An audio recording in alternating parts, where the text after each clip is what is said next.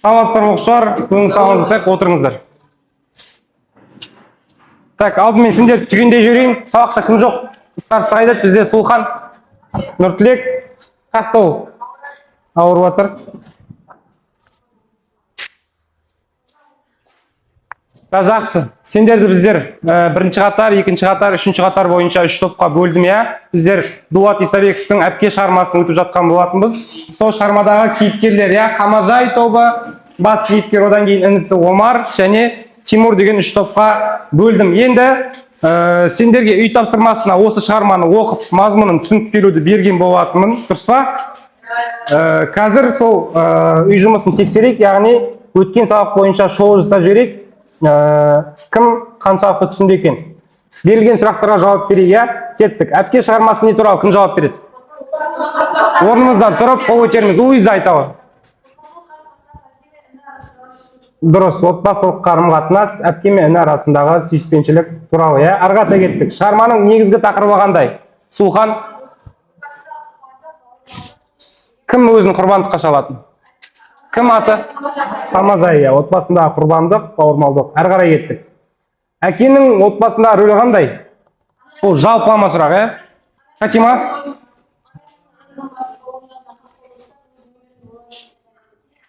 Сондай ме еді? Иә. Әпкенің орны осындай еді. Ары қарай кеттік. Келесі сұрақ. Басты кейіпкер әпкеге қандай мінездер тән дейді? Кім жауап береді? Інжу? Дұрыс, өте қамқор, мейірімді, төзімді, жан қияр, жан еді. Шығармадағы қазақтың қандай отбасылық құндылықтары көрсетіледі осы шығармада? Кім жауап береді? Жауап бермегендер. Кәусар? Қазақи бауырмалдылық, үлкенге құрмет, жанашырлық пен жауапкершілік. Ары қарай кеттік. Шығарма атауының мағынасы қандай? Әпке сөзі. Мағынасы. Қалай ойлайсыңдар? Әпке сөзінің мағынасы. Әпке сөзі тек туған әпке деген мағынаны білдіреді дейді. Әпке сөзі тек туған әпке деген мағынаны білдірмейді дейді. Одан кейін әпке сөзі ағзам айтауы. Әпке сөзі туған әпке дегенді білдірмейді. Ол өз бауырлары үшін Құрбан еткен аналық бейне. Ары қарай кеттік. Келесі сұрақ. Дулат Исабеков қандай көркемдік тәсілдерді қолданған? Біздер өттік қоя, эпитет, тағы не ол, эпилог, теңеу. Кім жауап береді? Жауап бермегендер. Тоғжан? Көбінесе кейіпкерлердің ішкі жан дүниесін ашуды Дулат Исабеков көздеген болатын. Автор қандай өмірлік құндылықтарды көтерді? Ерасыл? Дұрыс, жақын жандардың қадірін білу ең басты осы шығармадағы не еді? Біздегі идеясы еді. Басты кейіпкер әпкесіне деген қарым-қатынасты қалай өзгертеді? Басты кейіпкер әпкесіне деген қарым-қатынасты қалай өзгертеді? Інжу? Енді сен сөйлеп жатсың. Бірақ кейін оның жанкештігін түсініп, өкінеді. Ары қарай соңғы сұрақ. Шығарманың негізгі моралі қандай? Мораль дегеніміз идеясы, адамға беретін ойы. Фатима? Өйткені уақыт бізде ең құнды ресурс, ол ешқашан қайтарылмайды. Жақсы. Енді дәптерлерімізді ашайық, бүгінгі күннің жадын жазайық. Дулат Исабеков әпке шығармасы. Осы әпке шығармасындағы біздегі тапсырмалар бойынша жұмыс істейтін боламыз. Шығарманы топта талдау, кейіпкерлерді салыстыру. Бізде қанша кейіпкер бар ішінде? Неше ағайынды еді? 4 ағайынды, өз ойын дәлелдеу. Өз кейіпкерлеріңіз туралы қысқаша ақпарат. Сіздер білетіні бар, кітапта бары бар, кітапта жоғы бар, соларды әр топтан бір адам оқып шықсын. Бірінші топ Қамажай тобынан оқиды маған Алмат.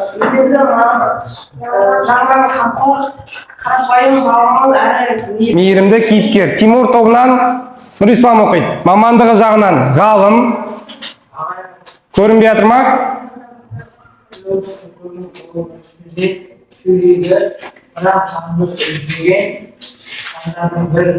Бірі.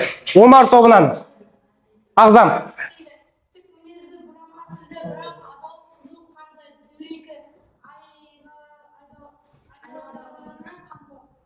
Отбасындағы ең үлкен жауапкершілік кімде? Яғни біз тақырыпты бүгінгі тапсырмалармен жұмыс істемес бұрын тақырыпты кішкене ашып. Кім жауап бергісі келеді?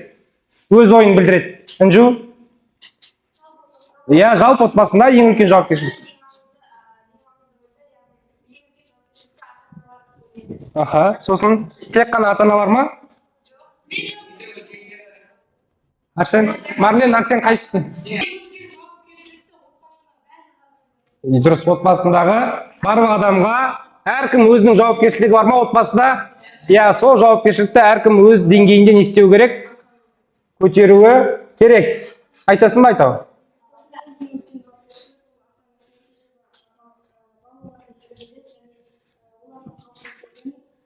Қамтамасыз ету керек, олардың қауіпсіздігін ең бастысы қамтамасыз ету керек. Жақсы. Олай болса, бірінші тапсырма әр топқа 2 сұрақтан. Қамажай тобына ол не үшін өзін құрбан етті, оның әрекеті дұрыс па? Дәптерге жазамыз, талқылаймыз топпен бірге.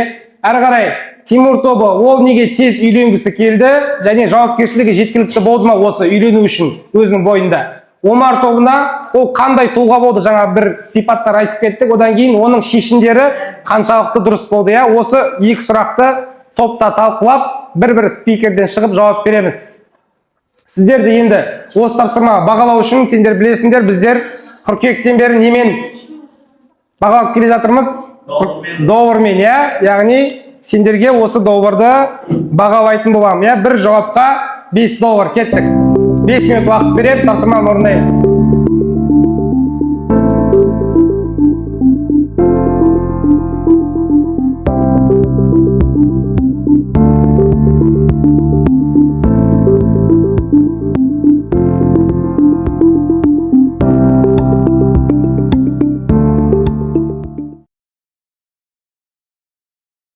Қамажай тобынан бастайық. Кім жауап береді бізде?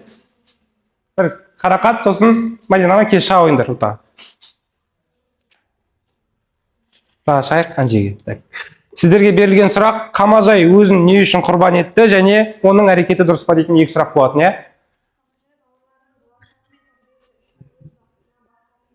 Аха.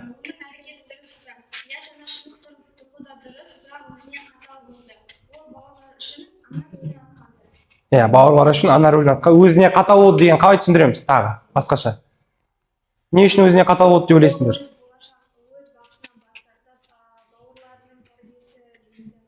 Былайша айтқан кезде өзін таңдаған жоқ, өзінің бауырларын таңдады, өзінің өмірін сол үшін құрбан етті. Жақсы, отыра қойып, 3 шапалақ. Екінші топ, Тимур тобынан кім шығады бізде? Біз 2 сұрақ қойдық, неге тез үйленгісі келді және ол үшін жауапкершілігі жеткілікті болды ма деген, Тимур тез үйленгісі келді, себебі ол тез арада өз отбасын құрып, бақытты жандардың қатарына кіріп деген ұстанып, оның арманы мен мақсатына айналды. Аха. Тимурдың жауапкершілігі жеткіліксіз. Ол отбасы жағдайын, әкесінің еңбегін толық ескермеді және асығыс шешім қабылдайды. Жақсы, тағы не себеп болды деп ойлайсыңдар оның тез үйленуіне? Шығарма бойынша қарасаңдар. Өзінің әпкесіне көмектесетін не керек болды? Адам керек болды, былайша айтқан кезде. Жақсы, 3 шапалақ екінші топқа. Үшінші топтан бізден Ағзам мен Омар тыныштық. Омар тобында бізде 2 сұрақ, ол қандай тұлға және оның шешімдері қаншалықты дұрыс? Жақсы.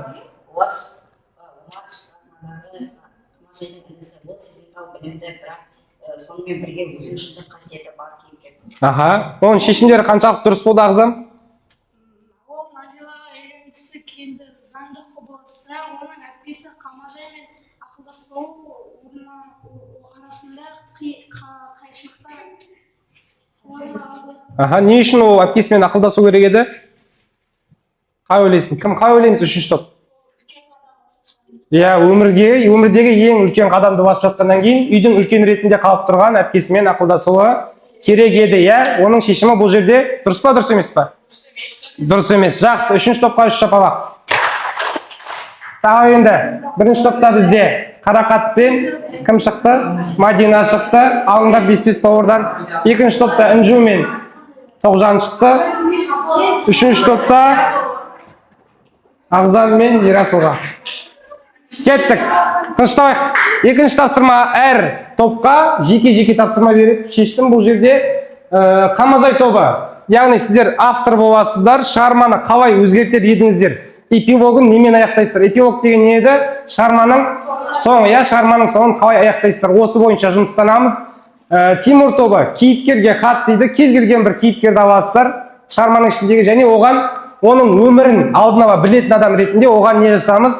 Хат жазамыз, бір спикер шығып қорғайды. 3-ші Омар тобы журналистік зерттеу, яғни кез келген кейіпкердің атынан сұхбат бересіздер. Сіздерде бір журналист, екіншісі кейіпкер оған не істейді, жауап береді. Түсінікті ма тапсырма? Жақсы, 7 минут берем, орындауға бастайық тапсырма.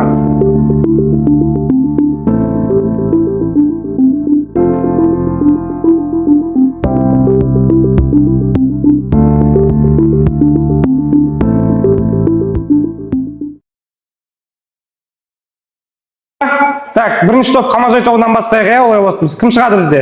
Айжұлдыз және Ализа шығама, келіңіздер. Сіздерге берген тапсырма, шығарманы қалай өзгертер едіңіздер және оның эпилогын немен аяқтайсыздар деген тапсырма берілген болатын.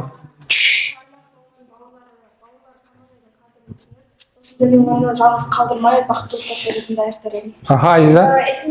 Эпилог Қамажай өз бақытын табады, бауырлар оған тілек болып, отбасы берекесі қайта орнайды. Жақсы, 3 шапалақ. Әрі қарай екінші топтан кез келген кейіпкерді таңдап, оған оның өмірін білетін адам ретінде хат жазыңдар деген тапсырма берілген болатын. Кәусар? Қай кейіпкер таңдадың? Қамажайды, жақсы. Өз бақытына бастапты, бауырларына қамқор боласың. Өміріңнің соңына дейін жалғыз боласың. Бауырларың болашақта керемет деген жерлерде жұмыс жасайды. Оның мәнісі.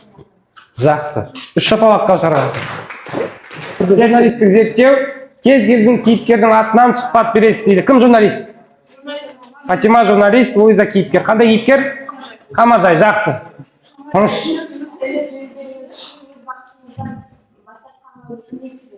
Мен үшін бауырлармен амандығымен жетістікке енгенге маңызды. Ата-анамнан қалған амандық болғандықтан, оларды жетістікке барсын санады. Өкініштен гөрі бауырлармен ер жетіп, өз жолдарын таңдағанына шүкір етемін. Бірақ кейде бауырларым мені түсінбегені менің жаныма қатты батады. Бұл бір сұрақпен аяқтап тастадың ба сұхбатты? Жақсы. 3 шапалақ. Енді бағалау жіберейін. Бізде кім шықты? Бірінші Қамажай тобынан Айжұлдыз бен Азиза шықты. 5 тобырдан Тимур тобынан Кәусар шықты, және Омар тобынан Луиза мен Фатима шықты. Шығарма туралы 2 дұрыс және 2 жалған ақпарат жазады. Кейін оны қалған 2 топқа оқиды. Қалған 2 топ қайсысы жалған, қайсысы шынайы ақпарат екенін ажыратып табуы керек. 5 минут уақыт береміз, кеттік.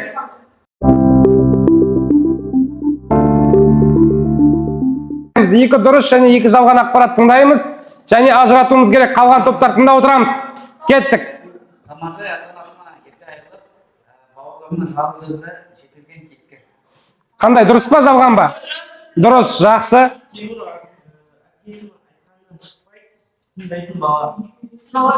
Жалған. Үшінші. Қамажай шығарма соңында төлегенмен тұрмыс құрып бақытты болады. Жалған ақпарат және соңғысы дұрыс болады. Жақсы, 3 шапалақ.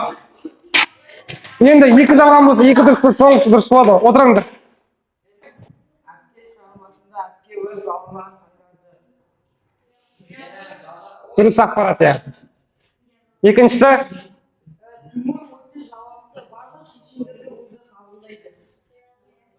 Жалған ба, дұрыс па? Жалған ақпарат, әрі қарай. Әпке шығармасында автор Дулат Исабеков емес. Дулат Исабеков емес дейді шығарма авторы. Жалған ақпарат. 4-шісі?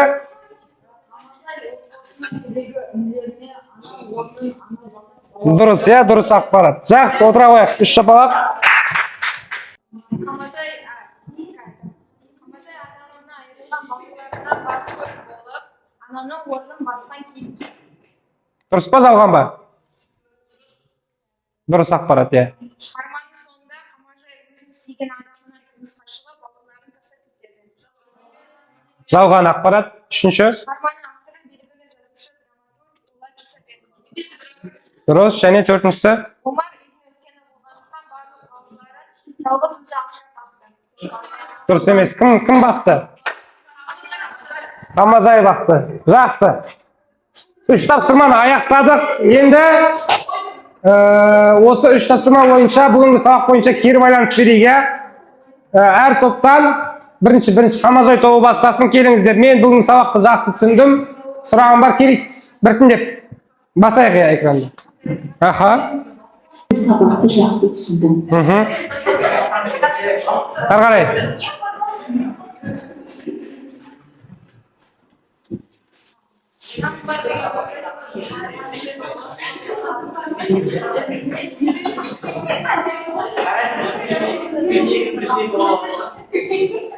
Жақсы. Келесі, екінші топ.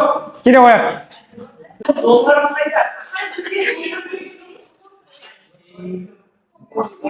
Жақсы, отыра қояқ.